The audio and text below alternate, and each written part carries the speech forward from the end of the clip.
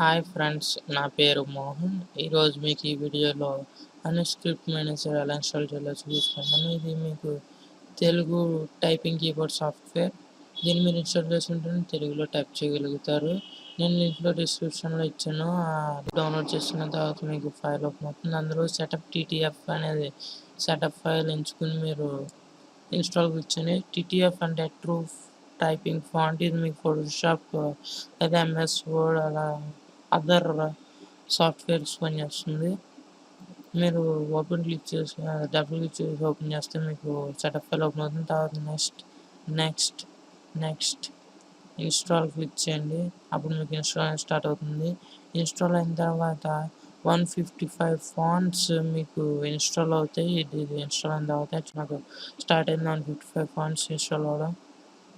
ఇది ఇన్స్టాల్ అవ్వడమే మీకు ఈ వీడియోలో చూపించిపోతాను. నేను నెక్స్ట్ వీడియోలో దీంతో ఎలా టైప్ చేయాలి, ఇది సాఫ్ట్వేర్కి ఉపయోగపడుతుంది, దీని నష్టాలు ఏంటి లాభాలు ఏంటి అని నేను మీకు నెక్స్ట్ వీడియోలో చెప్తాను. మీకు 155 ఫాంట్స్ ఇన్స్టాల్ అవ్వడానికి కాస్త లిటిల్ బిట్ టైం తీసుకుంటుంది.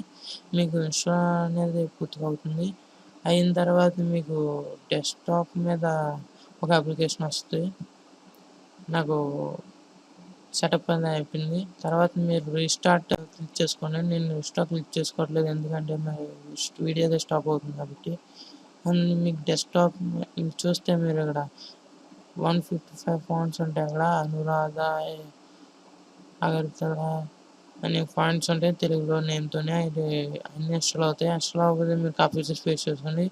డెస్క్టాప్ మీద ఒక అప్లికేషన్ చూసారు కదా, అది రైట్ క్లిక్ చేసుకుని ప్రాపర్టీస్ క్లిక్ చేసుకుని కంపాటబిలిటీ క్లిక్ చేసుకుని అందులో రన్ యాజ్ కంపాటబిలిటీ